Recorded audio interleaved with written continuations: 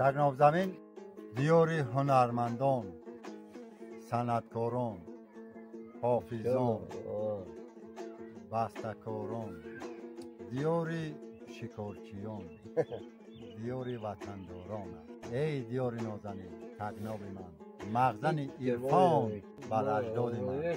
بال و پر بخشیدی به فرزندان تو، آبشارت عله در خواب من. با نوای داستی آرزو، میشنوی نغمه ریجاب من. صادق ذوقی صفاتت کرده بود، آبشارت علیه در خواب من.